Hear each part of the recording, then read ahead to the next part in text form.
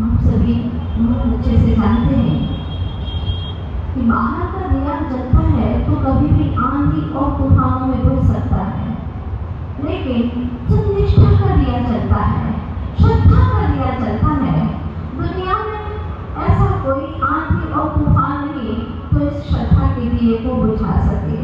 तो सुनिएगा, दीप निष्ठा का जले, दीप निष्ठा का जले तो आंधियां बाधक न होगी, आंधी में बदन हो तो मजबूरियां बाधक न होगी, हार देने बेचने विश्वास अपने पर नहीं है, हार देने बेचने विश्वास अपने पर नहीं है, बढ़ चले पथ पर पथिक तो दूरियां बाधक न होगी, दीप निष्ठा का जले तो आंधियां बाधक न होगी।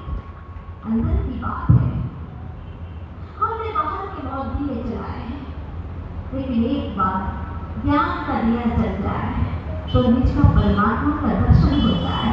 भीतर के अंदर चेतन घर में क्या भरा पड़ा है, क्या अद्भुत वैभव है, उस वैभव का पता चल जाए। हमारे भीतर में ज्ञान का बड़ा गोदाम है, उस ज्ञान के गोदाम में बहुत सारी शक्तियां हैं, उस आत्मा के पास में अनंत अनंत शक्तियां हैं, मानी ही नहीं है, क्योंकि भीतर घटा डोब अंधकार छाया हुआ है। इसके लिए आपको अपनी चेतना को जगाना होगा। आप कहोगे कैसे? कैसे भीतर में ज्ञान की रोशनी करें? अज्ञान को छांटो, बुराइयों को छांटो, निकालते जाओ। जितनी जितनी बुराइयां निकलती चली जाएगी, ठान लो। आपको अच्छा व्यक्ति अच्छा लगता है कि नहीं? बोलिए ना, गुणवान व्यक्ति अच्छा लगता है ना, तो स्वयं गुणवान बन जाइए और अपने आप से स्वयं प्यार करिए। इतना प्यार करें कि तुम्हें प्यार करने के लिए और किसी की जरूरत ही ना पड़े, किसी से राग ही ना करना पड़े। इतने अपने आप को अच्छा बना दो, स्वच्छ बना दो, पवित्र बना दो। जल्दी नहीं तो कम से कम पर डे एक बुराई हम निकालेंगे, ये दृढ़ संकल्प कर दो। मां जीवानी का दर्पण मिला है, इस दर्पण के अंदर झांको, कहाँ मुझ में बुराइयां हैं, कहाँ दाग हैं। जैसे दर्पण में आप देखते हैं ना, अपने चेहरे को देखते हैं तो चेहरे को साफ करते हैं कि दर्पण को साफ करते हैं? बोलिए ना, चेहरे को पहले दर्पण भी साफ होना चाहिए, ध्यान रखना। अगर दर्पण स्वच्छ नहीं होगा तो आपको चेहरा भी सही नजर नहीं आएगा, ये बात ध्यान रखना। तो पहले दर्पण स्वच्छ होना चाहिए, ये आवश्यक है। उसी प्रकार से पंच परमेष्ठ युक्ति जो दर्पण है वो बिल्कुल स्वच्छ है, अपनी अपनी दृष्टि से। दो प्रभु के रूप में है और तीन साधु के रूप में है, गुरु के रूप में है। इस तरह से पंच परमेष्ठी का दर्पण तुम्हें मिला है। आप क्या करते हैं? दर्पण को ही साफ करने में लग जाते हैं, उसी को साफ किया, खुद की ओर देखते ही नहीं है। ये गुरु कैसा है, वह कैसा है, ये भगवान कैसे है, इनका रंग कैसा है, इनके नाक नक्शे कैसे हैं, ये सब तो देखते हैं, लेकिन इनके भीतर की भीतर आत्मा की ओर दृष्टि नहीं जाती। हमारी दृष्टि बाहर की सौंदर्य की ओर जाती है, भीतर की जो ब्यूटी है, जो सुंदरता है, उसको देखने के लिए भीतर की आंखें चाहिए। बाहर से चोरों की आंखों से चोरों की ही सुंदरता दिखाई देगी, लेकिन भीतर जब हीरे की आंख खुलती है, जब हरे की आंख खुलती है, तो भीतर का सौंदर्य नजर आता है। इसीलिए तो सच बात है कि जिसके भीतर की आंखें खुल गई हैं, वो भीतर की सुंदरता को देख लेता है।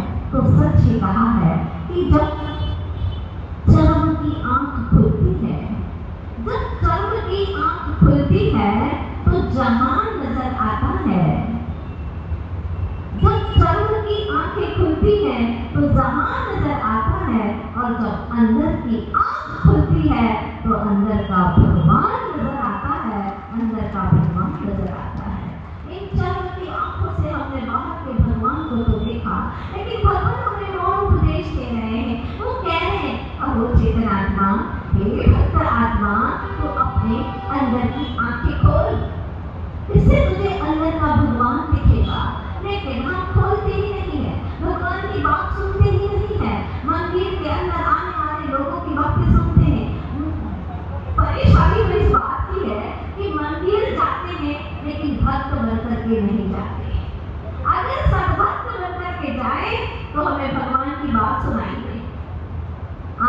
व्यवस्थापक बन करके जाते हैं, कोई अध्यक्ष बन करके जाता है, कोई मंत्री बन करके जाता है, कोई उपाध्यक्ष बन करके जाता है, पद वाले जाते हैं। मैं ये पदाधिकारी हूँ, पदाधिकारी बन करके जाएंगे तो तुम्हें कुछ न मिलेगा, तुम्हारा ईगो ही इससे पुष्ट होगा, तुम्हारा अहम पुष्ट होगा। और मैंने आपसे कहा था कि अहंकार में तुम्हें कुछ भी नजर नहीं आएगा। पहले ही कहा था पत्थर अहम का जो रखा है क्या करे गलता नहीं। सब दिए चलते हैं पर खुद का दिया चलता नहीं। खोजते ही खोजते ढल जाती है जीवन की शाम। सबका पता मिलता है पर खुद का पता मिलता नहीं। पत्थर अहम का जो रखा है क्या करे गलता नहीं। झुकने नहीं देता, गर्दन से भले ही झुक जाओ लेकिन भावों से झुक नहीं पाते। इसीलिए तो भगवान के पास में जा करके भी भगवान की बातें, भगवान की वाणी हमें सुनाई नहीं देती है। अब की बात कुछ ऐसा करे कि जिससे हम भगवान की वाणी का श्रवण कर सके। प्रभु ने कहा है कि तू दर्पण को ला करके कितनी बार तू अपने जीवन में दर्पण लाता है, कई तरह के, कभी गोल, कभी चौकोर, कभी आयताकार, कभी वर्गाकार, पता नहीं कितने तरह के दर्पण लाता है। और उस दर्पण के अंदर चेहरे को देखता है, झांकता है और सारे के सारे दर्पण धुंधले हो जाते हैं, फेंक देता है। अपने जीवन काल में कितने दर्पण रखे, और तो और अब तो मोबाइल में भी दर्पण आ गया। 24 घंटा दर्पण तुम्हारे हाथों में है। बताइएगा आपने इस दर्पण के अंदर कितनी बार, कितनी गहराई से, कितनी श्रद्धा से आपने परमात्मा को देखा? नहीं देख सकता, क्योंकि सुनिएगा, मत रूप निहारो दर्पण में, मत रूप निहारो दर्पण में, दर्पण धुंधला हो जाएगा। निज रूप निहारो अंतस में, जीवन उजला हो जाएगा, जीवन उजला हो जाएगा। अपने रूप को अंतस में निहारो। जैसे प्रभु हर पल निहारते हैं, दूसरों को निहारते निहारते अनंत काल बीत गया रे चेतन। कब तो अपनी सुधरेगा, कब तो अपने आप को निहारेगा। जो बाहर की दुनिया है इससे अनंत गुना सुंदर तेरे अंतर की दुनिया है। एक बार तू झांकेगा ना और तुझे दिख गई, विश्वास करना, बाहर की दुनिया देखने का मन ही नहीं करेगा। हमारे संत साधु 4-4 महीने आंखें मूंद करके बैठ जाते हैं, किसी को देखते नहीं, निहारते नहीं, क्योंकि भीतर का अद्भुत सौंदर्य अनंत बैठा हो जो उन्हें दिख रहा है। अब बाहर क्या देखें, क्या देखो? कहते हैं ना भक्तजन, क्या मैं देखो तुम्हें देखने के बाद, क्या देखो प्रभु? अरे बात तुम स्वामी कहते बताओ सो तुम्हें क्या सुंदर बात कहते। दृष्ट्वा भवन्तमनिमेष विलोकनीयं नान्यत्र दोषमुपयाति जनस्य चक्षुः। पीत्वापयः शशिवरद्युतिदुग्धसिन्धोः शारञ्जलं जलनिधिरसितुं गरीचे। ये मेरे आधीश्वर बोलिए ना, आप ही बोलिए प्रभु। इस भक्त का प्रश्न है वो ये है कि एक बार जो क्षीर सागर के मीठे जल को पी लेता है, क्या फिर वो श्रावण सागर के खारे जल को पीना चाहेगा? बोलो ना आदिश्वर, आप ही बोलिए। जिसे साक्षात मुलाकात करे, वार्तालाप करे और कहते हैं प्रभु जब क्षीर सागर के मीठे जल को पीने के बाद में श्रावण सागर के खारे जल को कोई पीना नहीं चाहता, उसी प्रकार से दृष्ट्वा भवन्तम अनिमेष विलोकनीयं। हे आदिश्वर, हे प्रभु प्रथम तीर्थंकर, आपको देखने के बाद न अन्यत्र दोषों उपयाति जनस्य चक्षु। भक्त जनों के नेत्र अन्य जगह जाते ही नहीं है, संतोष को प्राप्त होते ही नहीं है, क्योंकि आप निर्दोष परमात्मा है। आप 18 दोषों से मुक्त हैं प्रभु। तो एक परमात्मा में गुण चाहिए, वो सारे गुण आप में है। इसीलिए हे भगवान, एक बार आपको देख लिया, अब और क्या मैं देखूं? तुम्हें देखने के बाद अब दुनिया में देखने के योग्य कुछ है ही नहीं। देखो बेचारे लोग, पता नहीं कि के घूमने के लिए जाते हैं। हाँ, कोई लंदन जा रहा है, कोई यूएसए जा रहा है, कोई थाईलैंड जा रहा है। मैंने पूछा क्यों जा रहे हो स्विट्जरलैंड? अरे माता जी क्या बताएं वहाँ की प्रकृति की, अरे खुशनुमा प्रकृति है, बड़ी प्यारी प्रकृति है, कितना अच्छा लगता है। अच्छा, मैंने कहा क्या देखा तुमने वहाँ पर? 3 चीजों के सिवा कुछ नहीं, या तो पेड़ देखे, या पत्थर देखे, या पानी देखा। बताओ इसके सिवा कुछ देखा क्या तुमने? इसी को तुम सौंदर्य कहते हो। इससे अनंत गुना सौंदर्य तुम्हारे भीतर में भरा पड़ा है, तुमने कभी अंतर्मुख दृष्टि करके देखा ही नहीं। इसीलिए गुजारिश करती हूँ तुमसे, आह्वान करती हूँ तुम्हें कि एक बार समय सार को पढ़िए, सुनिए। कुंज स्वामी तुम्हें अंतर जगत में ले जाना चाहते हैं, और एक बार तुम वहां चले जाओगे ना, तो घर भी लौट करके जाओगे, उसी की कथा करोगे, उसी की चर्चा करोगे, सहेली से मिलोगे, मित्र से मिलोगे, तो उसी की बातें करोगे। वाह, क्या परमानंद है भीतर की दुनिया में, अंतर जगत में। और यह अंतर जगत को दिखाने वाले कुंज स्वामी, जो कि 26 तारीख से ठीक आपको 8:45 बजे से श्रवण करने को मिलेगा। समय सार ग्रंथराज बहुत प्यारा, आपकी पल की झपकन भी भूल जाएंगे।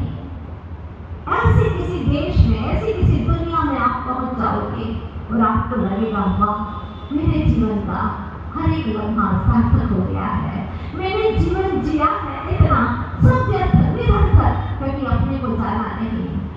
पर अब से उनको जानने का अवसर आ गया है, अवसर है अपूर्व। भव्य जीवों, आप लोग भूल तो नहीं गए ना? कल मैंने कहानी जो आप लोगों के बीच में रखी थी, दर्पण की। जापान की बात है, जब दर्पण का प्रादुर्भाव हुआ ही नहीं था, कोई जानता ही नहीं था कि दर्पण क्या है। अचानक उस ऑफिसर को जो घर की ओर जा रहा था, उसके अचानक पैर धूल में पड़े और उसमें से एक टुकड़ा निकला। टुकड़ा उसने देखा पहली बार, चमकता हुआ टुकड़ा अपने मुख की, और उसने ला करके देखा, अरे वाह क्या चीज है। लेकिन जैसे आंखें वहां पर लगी तो उसने देखा, ओहो, ये तो मेरे पिताजी की तस्वीर है, मेरे पिताजी की, मेरे पिता तो आज से 20 वर्ष पूर्व गुजर चुके हैं, उनकी तस्वीर। हे परमात्मा, क्या शुक्रिया अदा करो तुझे प्रभु, आज तूने मेरे पिता की तस्वीर दे दी। बात ये है असल में, क्योंकि वह दर्पण तो प्रादुर्भूत हुआ ही नहीं था, अपना चेहरा उसने कभी देखा ही नहीं था। देखा था तो अपने पिता का चेहरा देखा था, और पिता के चेहरे से हूबहू उस पुत्र का चेहरा मिलता था। तो उसने जब वह कांच देखा, दर्पण देखा, तो उसे क्या दिखा? पिता की तस्वीर दिखी, क्योंकि पिता का उसने चेहरा देखा था, अपनी आंखों से, खुली नग्न आंखों से देखा था। वो देखता है, बड़ा खुश, बड़ा प्रसन्न होता है, और आज जीवन में बेहद खुश था, बहुत खुश था, बहुत खुश था। विवाह के समय पर भी इतना खुश नहीं था। हाँ, क्योंकि विवाह के समय पर भले ही लोग कहते हैं माता जी आपके पास में हम आ नहीं पाते हैं अभी। मैंने कहा क्या बात हो गई? पहले तो साल में तुम 4 बार आते थे, अब 4 साल में 1 बार आए, क्योंकि माता जी वो क्या है ना, पहले हमारी सगाई हो गई थी और अब शादी हो गई। ये हमारी, हाँ अच्छी सुंदर है माता जी, चंद्रमुखी है। बात बहुत अच्छी बात है, बहुत तारीफ के पूरी बात नहीं हो। तो 2-4 साल के बाद में आता है तो थोड़ा सा परिचय में कमी आ गई, शब्द बदल गए। पहले चंद्रमुखी थी, अब वह सूर्यमुखी हो गई है। फिर 4 साल के बाद में आता है तो ज्वालामुखी हो जाती है। मुख तो वही है, लेकिन आगे के विशेषण बदलते जा रहे थे। चंद्र था, सूर्य हो गया, अब ज्वाला लग गया। मैंने कहा भगवान आत्माओं, इससे तो अच्छा एक बार मुक्ति द्वारा वर्ण कर लेते, तो तुम्हें चंद्रमुखी, सूर्यमुखी और ज्वालामुखी की वही प्रकार से पीड़ाएं सहनी नहीं पड़ती। एक बार मुक्ति रमा का वर्ण कर लेते, लेकिन कैसे करें, जानता ही नहीं। मैं तो आप लोगों को सभी को जहाँ बैठे हो वहां से ले चलना चाहती हूँ। आपको मेरी बातें समझ में आती है ना? छोटी छोटी बातें, सीधी सी बातें, जहाँ बैठो वहीं से चलना है, अपने की ओर एक एक कदम ही चलता है, कोई बात नहीं। हमारे आचार्य जी कहते हैं एक एक कण भरते भरते भर जाता सारा भंडार, एक एक पग चलते चलते आ जाता मुक्ति का द्वार। एक एक कण भी भरोगे तो एक दिन भंडार भर जाएगा, एक एक पग ही चलोगे तो भी एक दिन मुक्ति का द्वार आ जाएगा। बशर्ते ये है कि विपरीत मार्ग पर मत चलना, जो गुरु कहे यहाँ से आवाज दे चल पड़ना, विश्वास करना, क्योंकि गुरु जो हमारा हित चाहते हैं दुनिया में हमारा ऐसा हित कोई नहीं चाह सकता। गुरु चाहते हैं कि तुम हर पल आनंदित रहो, गुरु चाहते हैं कि तुम अगले भाव में भी सुखी रहो, गुरु चाहते हैं कि तुम भव भवांतर का परिभ्रमण समाप्त कर दो और शाश्वत सिद्धार्थ धाम पहुंच जाओ जहाँ अनंत सुख ही सुख है। मिलावट कौन चाहता है? अगर पत्नी है तो एक चाहती है मेरा पति बना रहे, सदा पति बना रहे। ये नहीं कहती है कि त्रिलोक की नाम त्रिलोक के पति बन जाए, ऐसा कभी नहीं सोचती। वो सोचती मेरा ही पति बना रहे। हर व्यक्ति अपने अपने स्वार्थ की ही बात करते हैं, लेकिन गुरु निस्वार्थ और परमार्थ की ओर आपको ले जाते हैं निस्वार्थ भावना से। अब हुआ ये कि जब वह व्यक्ति बड़ा खुश हुआ, बड़ा ही आनंदित हुआ, उस तस्वीर को ले जाकर के बड़ी खुशियों से भरा हुआ और वह घर की ओर जा रहा है और उसने घर जाकर के आज अपने कपड़े की संदूक में कपड़ों की तह के अंदर उसे रख दिया। कोई उसे डिस्टर्ब न करे, कोई बिगाड़े नहीं, कोई तोड़े नहीं, इस तस्वीर को कोई खराब न करे, इसीलिए उसने संदूक के बाहर ताला लगा दिया, लॉक कर दिया और संदूक को कमरे में रख दिया। कमरे के बाहर भी ताला लगा दिया। जहाँ उसके घर में कभी ताला नहीं रहता था, लेकिन अब ताला लगना शुरू हो गया। रोज ऑफिस जाते, पहले उस कमरे में प्रवेश करते, ऑफिस से आते फिर उसी कमरे में प्रवेश करते। क्यों? बोलिए ना, अरे क्यों चाह रहे हो? क्योंकि पिता की तस्वीर है ना, पिता का आशीर्वाद लेकर के उनका दर्शन करके मैं अपना हर कार्य शुरू करूं। इस तरह से वह पिता का सच्चा लाडला पुत्र पिता के प्रति इतना विनय करता हुआ नित्य प्रतिदिन ऑफिस जाता और दिन में कई बार निहारता पिता की तस्वीर को, कभी तो रात में उठ करके भी निहार लेता। अब पत्नी को कुछ संदेह पैदा हुआ, मेरे पतिदेव ऐसे कभी नहीं थे, ऑफिस जाते मुझसे मिल करके जाते, एक मुस्कान देते, हाँ, और आते वक्त मुझे मुस्कान देते, मुझसे मिलते, मुझसे बातें करते, मुलाकात करते, लेकिन इन्हें हो क्या गया है? ये तो घर जाते हैं और घर जा करके ये घर आते हैं और घर आकर के कमरे में चले जाते हैं। पहले कभी ताला नहीं लगता था, लेकिन अब तो ताला लगने लगा है। ये क्या हो गया? आखिर बात क्या है? एक वर्ष बीत गया, अनमना सा जीवन बीतने लगा। आखिर पत्नी ने तय किया कि कुछ न कुछ तो राज की बात है, तो मैं जरूर इस ताले को तोड़ूंगी, खोलूंगी। मुझे तो अब देखना ही है कि आखिर बात क्या है। एक बात ध्यान रखिएगा, दुनिया में 3 तरह के लोग हुआ करते हैं। पहला वह है जो वीक माइंड होता है, जो छोटी छोटी सी बातों को भी एकदम माइंड करता है। अगर आपने थोड़ी मजाक भी कर दी तो गुस्सा हो जाता है। थोड़ी सी बात कहते ही वह आसमान पर उसका क्या बोलते पारा चढ़ा है, आसमान पर पारा चल जाता है। मतलब वह हर बात को गौर करते हैं और अपने अंदर रखते हैं, इसीलिए बहुत दुखी होते, पीड़ित होते और तरह तरह के रोग से भी पीड़ित हो जाते। उनका मन कभी प्रशस्त नहीं रहता, चाहे कितना ही खिला दो, लेकिन उनको कुछ हो ही नहीं करता, क्योंकि अंदर के अंदर वो बातों को रखते हैं। वीक माइंड है। सेकंड नंबर के वे लोग हैं जो स्ट्रॉन्ग माइंड है, अर्थात उन्होंने बात सुनी लेकिन बाद में सुनते ही उन्होंने कहा कोई बात नहीं, माफ कर दिया तुम्हें क्षमा कर दिया। क्षमा कब किया? जब दिमाग में बात थी तभी तो क्षमा किया। मतलब दिमाग में बात आई थी उनकी, फिर उन्होंने क्षमा कर दिया। सेकंड नंबर के लोग। थर्ड नंबर के वे इंसान हैं जो वाइज माइंड है, बुद्धिमान है, धीमान है, वास्तव में ज्ञानवान है, अर्थात लेट गो करते हैं। जो भी बात सुना है जाने दो, बिंदास होकर के जियो। कहाँ शब्द हमें असर करते हैं समय साल में। आचार्य भगवान कुंद स्वामी खुद कहते हैं सत्तो नानम नहरी जमा सत्तो नाने किंची तमाम अन्नम नानम अन्नम सत्यम जिनामिति। शब्द अन्य है और ज्ञान अन्य है। शब्द ज्ञान नहीं हो सकता और ज्ञान शुद्ध नहीं हो सकता। शब्द अचेतन है, पौधरिक है। शब्द बंद सोच स्थूल संस्थान भेद तमस्या उद्योग दृष्ट, ये सब पौधरिक वैकारिक परिणतियां हैं उसकी। लेकिन ज्ञान आत्मा का गुण है, ये चेतनात्मक है। ये चेतन है, ये अचेतन है, दोनों में कितना अंतर है। इसीलिए किसी के शब्दों पर मत जाना।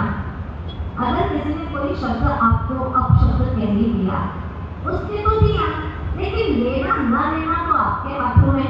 अगर आपने उसे स्वीकार ही नहीं किया और वापस कर दिया तो दिया मुझे नहीं चाहिए।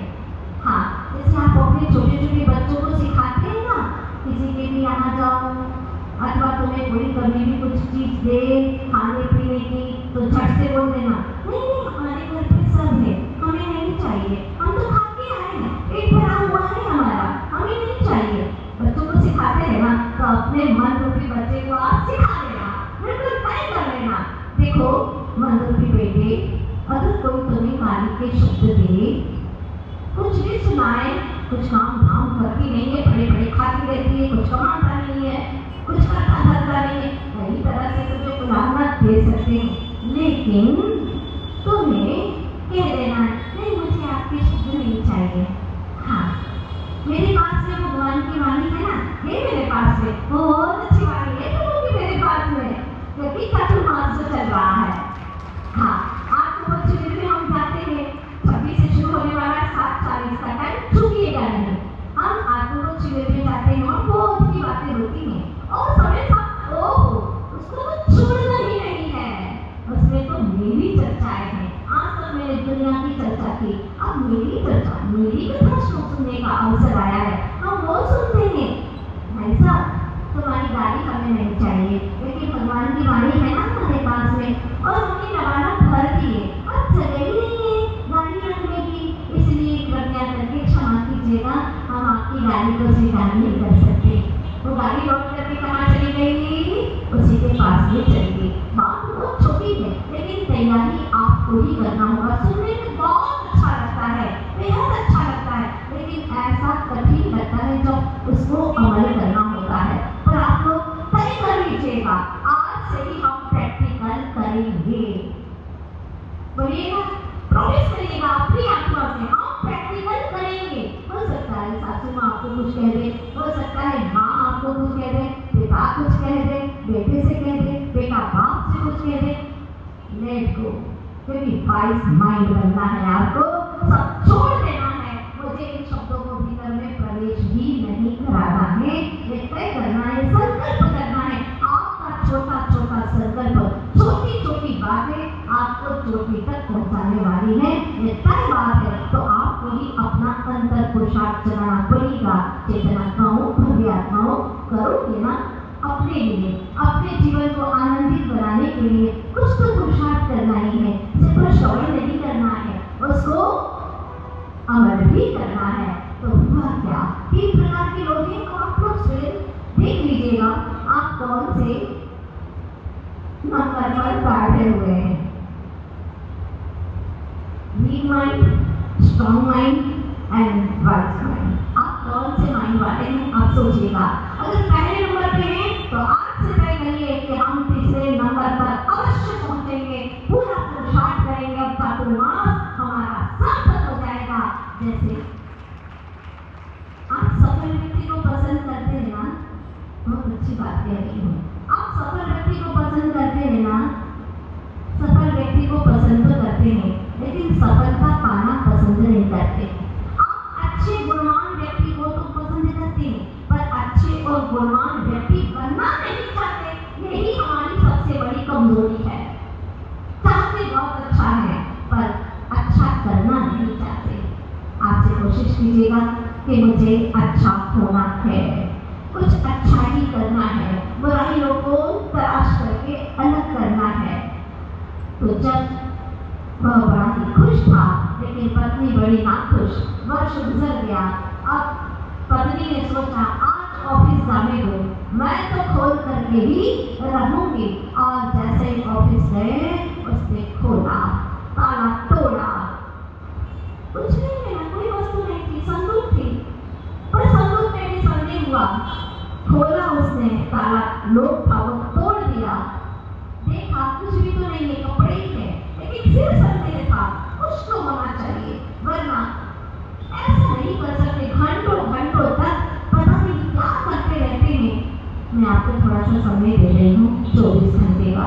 कल कुछ होने वाला है, कुछ विशेष होने वाला है। आप बताइएगा पूरी भावनाओं के साथ में, और कल क्या निकलने वाला है और इसके बाद में क्या घटना घटने वाली है, वो बहुत ही महत्वपूर्ण है। आपको सुनना बेहद जरूरी है। कराइएगा बस श्रद्धा, निष्ठा और समर्पण के भावों के साथ में। कल का दिन अंतिम, इसके बाद में परसों से समय सार ग्रंथ जो अभी आप लेके प्रतिदिन सुन रहे हैं ना, उससे भी कई गुना आनंद आने वाला है समय सार में। ठीक समय पर उपस्थित होइएगा। ऐसा नहीं कि अभी 8:30 का टाइम है और आप लोग धीरे धीरे यहाँ 9:30 बजे तक आते हैं, तो ऐसा नहीं होगा। बिल्कुल राइट टाइम, वरना यहाँ पर द्वार बंद हो जाएगा। पुरुष वर्ग पूरा ध्यान रखिएगा। 7:40 से आप लोग उपस्थित हो जाए, प्रेयर होगी आपकी, और इसके बाद ये दरवाजा बंद हो जाएगा, फिर आप लोग प्रवेश नहीं कर पाएंगे। तो सही समय पर आप सभी लोग आए, और महिलाएं आ जाए, इनके साथ में आप भगवान की पूजा भक्ति करें। तब तक इनकी क्लास संपन्न होने के बाद में आप सभी यहाँ पर समय सार का प्रवचन सुने और अपनी आत्मा की कथा सुन करके अपनी अनंत काल की व्यथा को दूर करें। यही आप सभी के लिए गुजारिश, भावना, आप सभी का उद्धार हो। अभी इस कहानी को मैंने चेंज कर दिया है, कल कुछ विशेष घटित होने वाला है। 2 दिन की कहानी सुनी है, और अंतिम का अगर आप मुझे सुनेंगे तो आप बहुत दुख पाएंगे, क्योंकि बहुत महत्वपूर्ण है, वह कुछ विशेष घटना घटित होने वाली है। चलेगा, चलते हैं हम आचार्य भगवान के श्री चरणों में। गुरुवर तेरे चरणों की